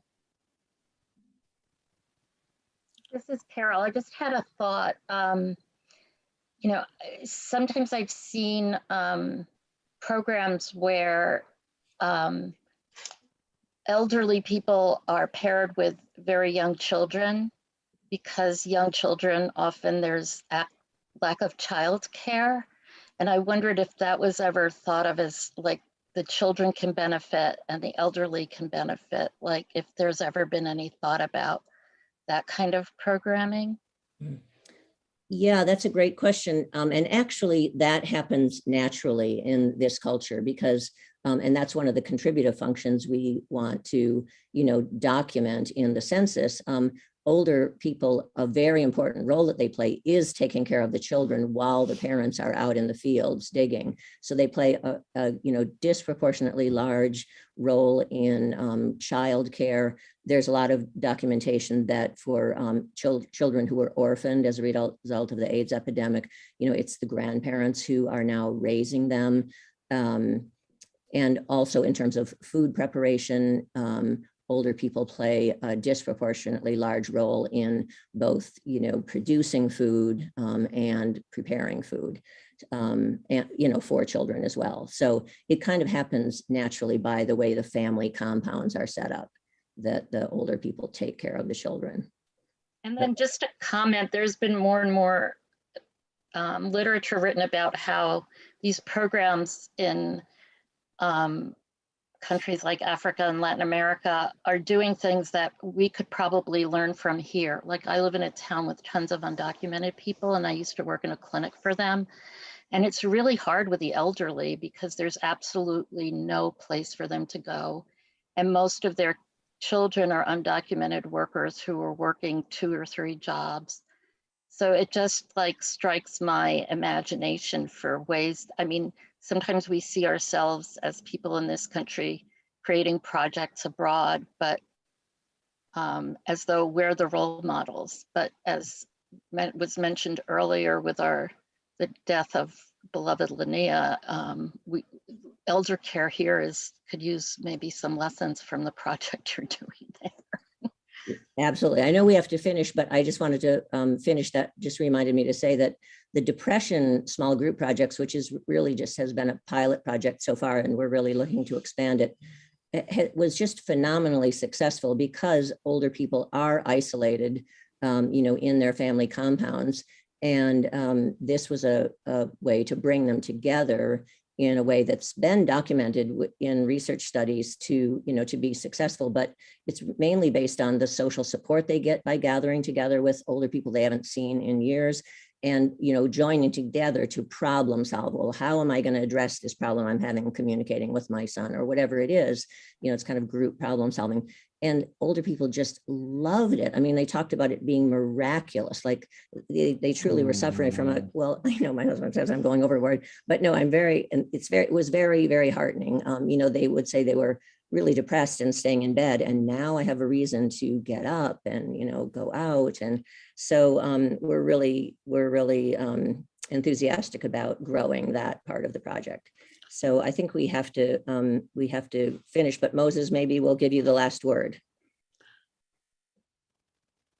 All right, thank you very much. I think much has been mentioned by Patricia and Alison, and I thank everyone who has been able to support this program and project in the Xoro community. Thank you. Thank you so much. Thank you, Moses, for joining us from Uganda. It's such a great joy to have you with us. So thank you all. With that, we'll take a 10-minute break. And when we return, we will hear from our partners in Santa Marta. And I'll play some more music from Sol y Canto. I don't feel like we gave them a proper introduction. Lanny, would you like to very briefly describe who this group is? So thank you. Yes, I would like to do that. And I can't start that without affirming from my brain, my heart, my spirit, the wonderful work that we've just heard about with you, Moses and Drs. Bloom.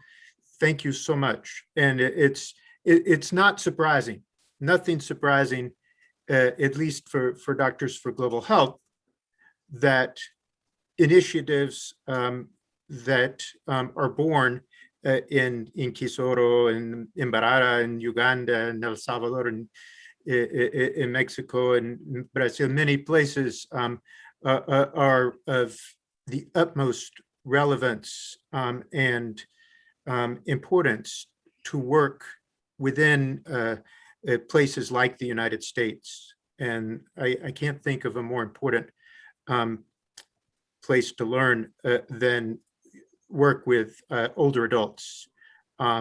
So thank you so much. I point out, for example, yesterday I talked about canes being given as graduation diplomas for people who are getting trained in self-defense, mental and physical self-defense. And finally, the stories, the shared stories, that is a potential for documentation there in that Kasura project. And finally, the symbolism of the light, including the sun's light that comes during the time of the moon.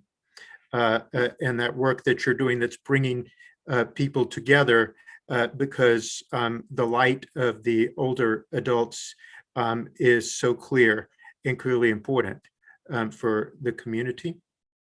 Sol y Canto is a group that embodies solidarity music and poetry in music. Rosie and Brian Amador have been together doing this music for many decades now.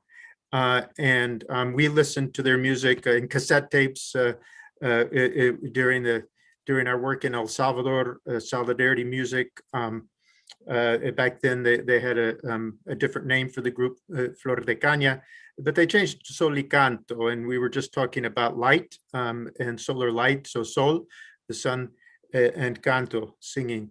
Sol y Canto, what a beautiful way to imagine art and music. Many years ago at a DGH fundraiser and friendraiser, we had the honor of two 11-year-old girls singing as part of the fundraiser, and that was one of them is Alicia, who is currently with Brian and Rosie Amador in their Sol y Canto work.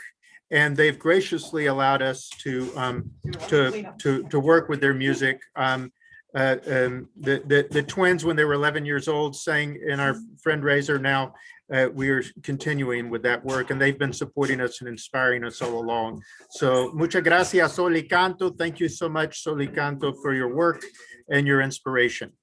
Thank you. There you go.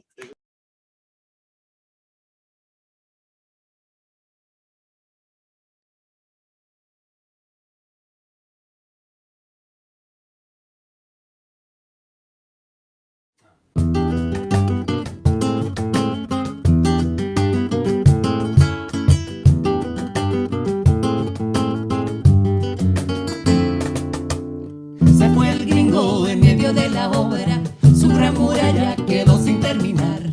Volvió la calma al terreno del vecino, sanó el desierto esa herida ancestral. Los animales se filtraron por las brechas de esa frontera que para ellos no existió. Las familias tanto tiempo separadas se abrazaron con lágrimas de amor. Y la lluvia al fin cayó y la vida regresó y el desierto floreció.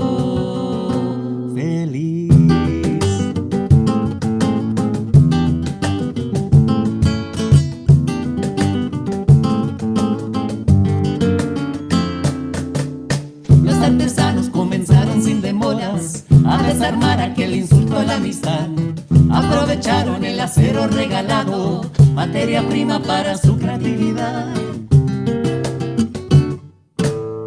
Una estatua de Chabela, una fuente musical, un demonio enjaulado, una torre de hermandad, un puente peatonal, sin un puesto de control. Todo aquello y mucho más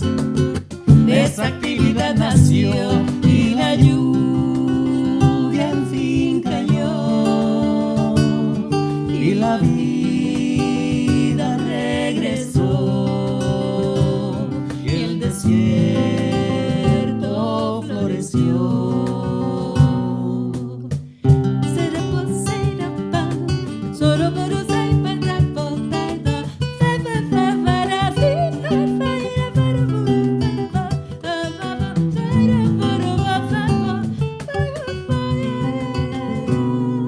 Y la lluvia al fin cayó y el desierto floreció y la gente festejó.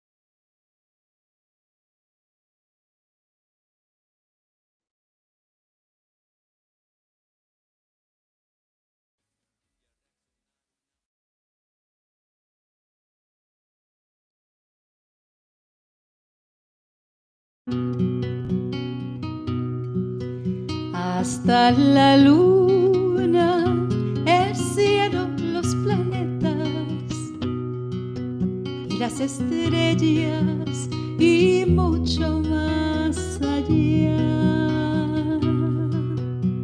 Así te quiero hoy día y para siempre.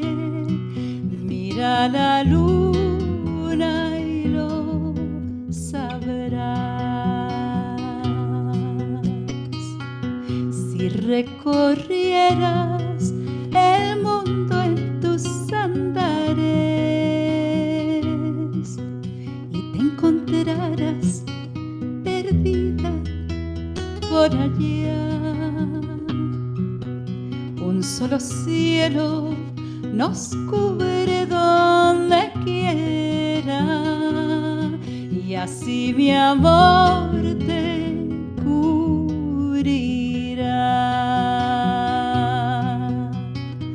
Por el ancho espacio sé que has de volar, pero no te olvides que hay que respirar. Hasta la luna, el cielo, los planetas y las estrellas y mucho más allá. Así te quiero, aunque no esté contigo. Mira la luna y lo sabrás. Mira la luna y lo verás.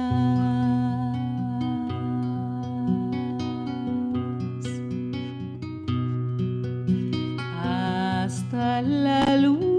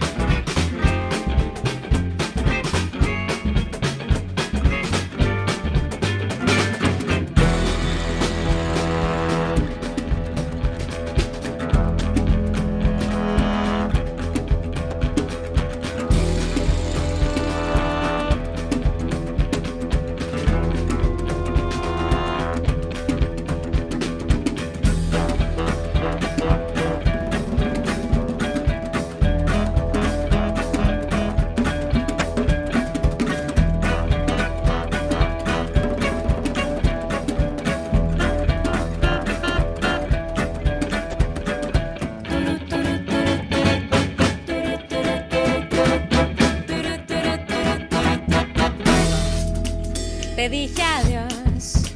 Llegaste tarde para despedirnos. Y si el destino apresurado quiso herirnos, yo descubrí una solución para el dolor. Hice la canción que me pedías cuando aún no te quería. Y prometiste enamorarme algún día. Mientras reías, el sol acarició mi corazón. Con flores dibujaste mi tristeza con colores. Dibujaste la nobleza de la mano. A tu lado creció nuestra ilusión. A ciegas nos entregamos aunque muchos se opusieran. Disimulamos nuestro amor, nos inventamos en cada rincón nuestra canción. No fue el adiós suficiente para despedirnos. Y si el destino no lograba predecirlo, tú me enseñaste una solución para el dolor. Fue la canción que te pedía cuando no me querías, cuando era todo pura fantasía. ¿Quién lo diría? El sol hizo brillar tu corazón. Oh, con flores dibujaste mi tristeza con colores. Dibujaste la nobleza de la mano. A tu lado creció nuestra ilusión. A ciegas nos entregamos aunque muchos se opusieran. Disimulamos nuestro amor, nos inventamos en cada rincón nuestra canción.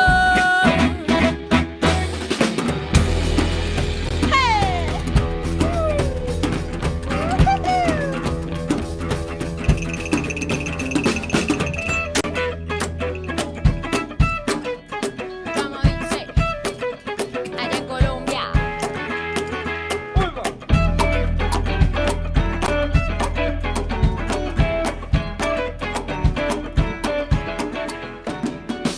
Dile a la tijera que traigo flores.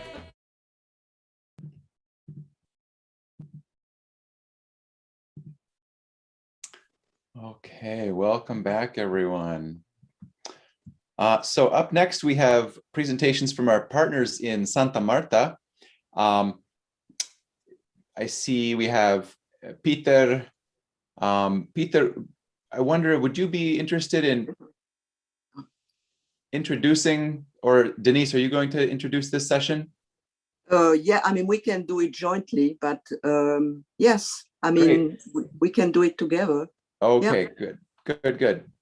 Great, So- Denise, why don't you go ahead and introduce them, and then I'll allow the folks in Santa Marta to present the videos. And please, if there are any people who are not made panelists yet, please raise your hand and I'll make you a panelist so you can share your video. Thank you. Okay, for those who don't know me, I'm Denise Svalen. I'm here in Boston, and I'm reading the report from COCOSI and the Rehabilitation Center, and also the report from Conectando con la Vida. It brings me back really to 20 years ago when I first came to the community. I remember staying with Brenda Hubbard, who was one of the co-founder of the organization, a woman from the United States who came to El Salvador during the Civil War and made her home in Santa Marta and then in an adjacent community in El Rodeo. And she really have supported the youth that were part of this program, and now has kind of is still very much part of the organization, but has stepped in the background to give the leadership to the people from the community. And in this case, it's Maya Mendes and Wilmer, who is now the executive director of the organization. And for me, it's incredible to see how the work that has been done, the evolution and the project, both COCOSI, that promotes and defends human rights of key population, as well as one of its program now, rehabilitation clinic, and also Conectando con la Vida, the project that Mary is the coordinator of. And how, I mean, in the space of 20 years, what has been accomplished. And I think that speaks also to the philosophy of DGH, to when we are asked, and we always go when people ask us to come, to continue supporting as long as we are needed in one way or the other. For a lot of organization and agency and NGOs, you support a project for 2-3 years, and then after that, you go to another project. And I think the accomplishment of a group really speak to the philosophy of DGH, to stay with the community we start to work with. And you're going to see the video of COCOSI. Wilmer, again, is now the executive director. He's also the accountant, and he's a very important key person in terms of the whole aspect of financialing and giving report that for, you know, now that they are an organization that's registered as a non-profit. I don't know if Myra is with us, but she's again playing a key role. I noticed that Ramiro Lainez, who was part of COCOSI and now the executive director of the board, the director of the board is with us, and Lola, and who is the coordinator of a rehabilitation clinic. I'm sure I'm probably forgetting some. I've seen other people, the faces of others that I hope will be able to participate and answer all your questions. And so I think I want to leave as much time as possible for the people of the community to speak up and kind of step down. And also I've been the liaison with the community for 20 years, but in the last couple of years, Javier McLaughlin has joined me to coming to the community on a yearly basis, and he's going to be monitoring the chat. So enjoy the great videos, and then let's have a lively discussion and discuss how we can go from here. Thank you.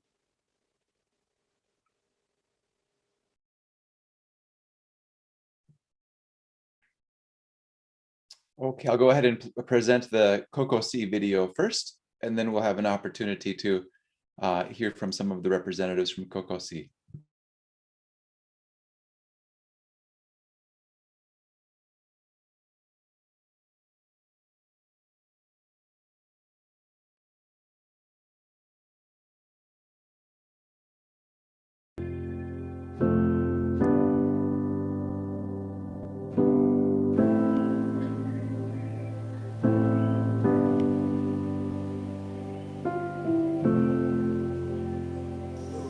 Mi nombre es Wilmer Cibrián, director ejecutivo de la Asociación Comité contra el SIDA, quien es una organización sin fines de lucro que trabaja en la promoción y defensa de los derechos humanos de las personas que viven con VIH y poblaciones claves en el departamento de Cabañas. Durante la pandemia generada por la COVID-19 en 2020, hemos tenido que implementar nuevas estrategias de trabajar con la diversidad de poblaciones que tenemos identificadas. Hemos tenido que recurrir a los talleres virtuales, a capacitarnos en la formación del uso de herramientas tecnológicas. Los retos para la asociación COCOSI como director ejecutivo de COCOSI es la gestión económica para lograr una sostenibilidad a largo plazo. Y siempre dar gracias a organizaciones como DGH, WRDF, DGH, quienes son los patrocinadores de nuestro trabajo. Desde el programa de prevención trabajamos con la niñez y adolescencia en centros escolares, trabajamos con mujeres en situaciones de violencia, les acompañamos cuando tienen una situación de violencia. Durante la pandemia hemos trabajado el tema de defensa de derechos humanos, pero más enfocado en el autocuidado de las mujeres.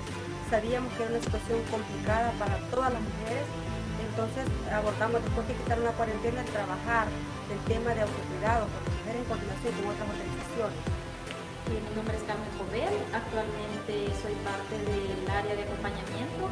Nuestro trabajo es principalmente con las personas con VIH privados de libertad. Anteriormente a la pandemia siempre realizábamos encuentros mensuales con diferentes temáticas enfocados a la prevención y al autocuidado de las personas con VIH. Pero posteriormente, cuando vino la pandemia, tuvimos que suspender muchas actividades debido a que no podíamos hacer trabajo presencial. Tuvimos que abandonar parte, por ejemplo, del trabajo en el centro penal, tuvimos que abandonarlo prácticamente por completo porque no teníamos acceso al centro penal.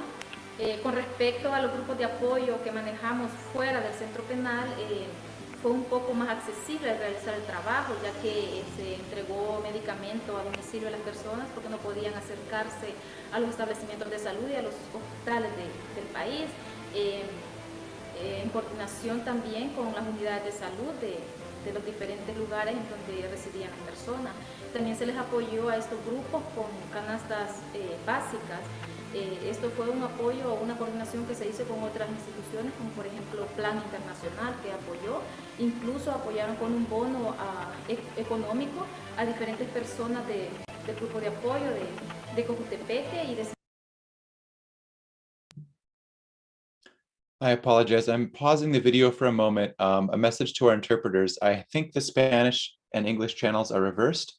I hear English on the Spanish channel. Would it be possible to put English on the English channel, please?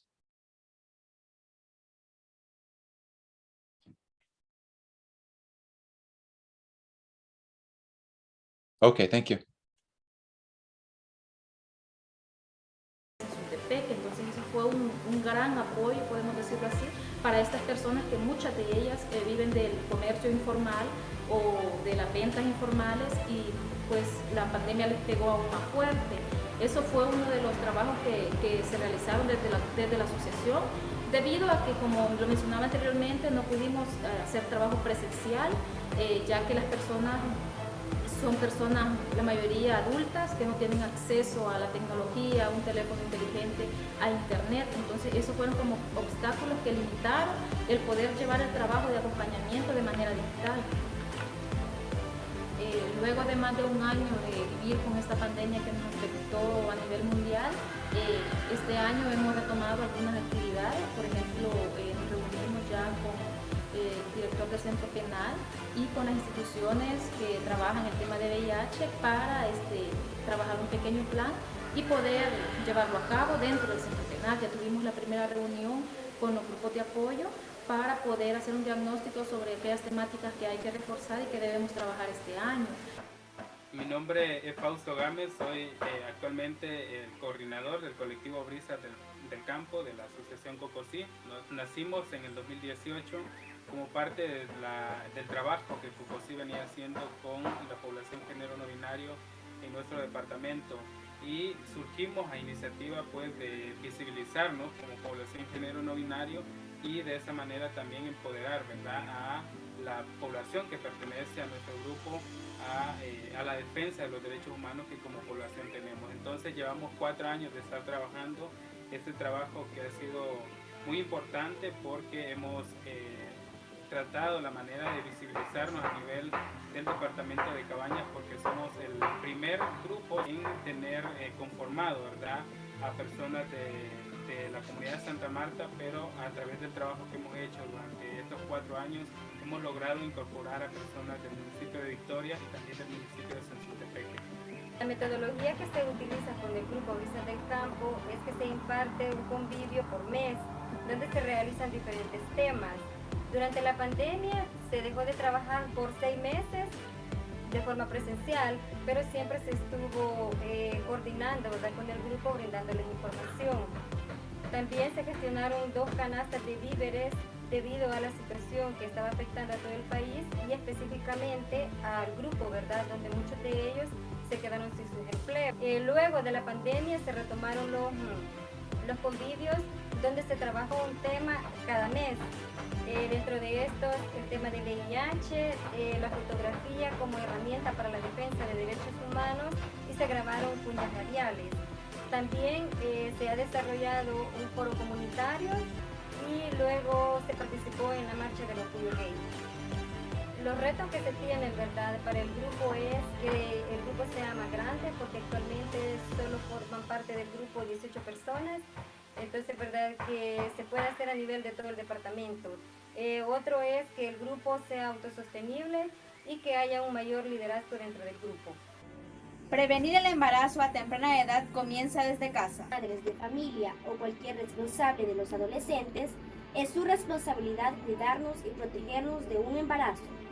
Comunicaciones es otro de los programas de la Asociación COCOSI, quienes buscamos visibilizar lo que se hace en las comunidades, fomentar la libertad de expresión a través de cuñas radiales, notas periodísticas, programas de radio. Contamos con un espacio que se llama Educación Sin Límites y todo esto lo hacemos en coordinación con Radio Victoria y Radio Municipal en el departamento de Cabañas. COCOSI cuenta también con la oportunidad de dar a conocer el trabajo de forma virtual. Tenemos una página web donde compartimos actividades que se realizan. También tenemos la fanpage donde se actualizan y se dan a conocer todo el quehacer de la Asociación COCOSI en las diferentes comunidades de Cabañas y otros departamentos donde también se logra cubrir a través de estas 2 vías. Mi nombre es Lola, soy la coordinadora del programa de rehabilitación. Mi nombre es Heidi López, soy promotora de rehabilitación junto a Lola. El programa de rehabilitación fue creado para trabajar con personas que sufrieron el conflicto armado en aquel tiempo, ¿verdad? Pero después se pensó en trabajar toda la población en diferentes actividades. Tenemos los masajes que son para mujeres, hombres, niños, jóvenes, bueno, para toda la población. Y también tenemos las visitas domiciliarias, tenemos el taller de yoga, tenemos mayores en movimiento y así diferentes actividades que estamos realizando últimamente aquí en rehabilitación. Durante la pandemia tuvimos que dejar de trabajar por la situación que estaba pasando y como el local que tenemos aquí en el centro de rehabilitación está cerca de la unidad de salud, lo cual estaban serias medidas para que las personas se cuidaran. Había un sector, digamos, restringido donde las personas no podían llegar acá. También durante la pandemia tuvimos muchas dificultades, ¿verdad? Pero eso no quiere decir que no dejamos de trabajar con estas personas. Trabajamos por las redes sociales mandando información importante para que esta población no se quedara en casa solamente con la tensión y el estrés que estábamos pasando, sino que tuviera un espacio también donde leer algo y practicar aquellos ejercicios. A partir de enero se abrió el centro de rehabilitación, ya se empezó a dar masaje y continuar con la visita domiciliaria. Uno de los retos que tenemos como centro de rehabilitación es hacer más visitas domiciliarias y darle atención a todas las personas con discapacidad en la comunidad.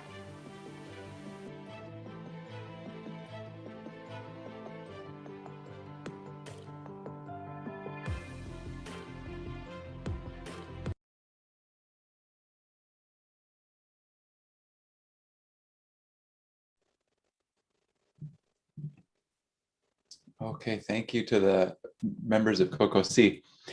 Are there any members of COCOSI who would like to say anything or take any questions at this time before we move to the next presentation?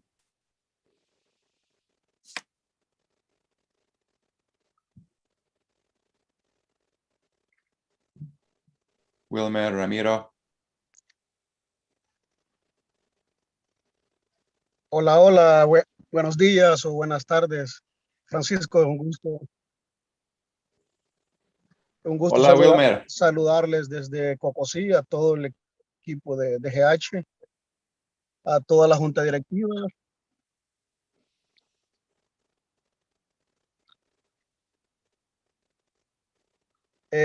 Ya como hemos visto el video, entonces es una realidad para el trabajo de Cocosí durante lo que es la pandemia generada por la COVID.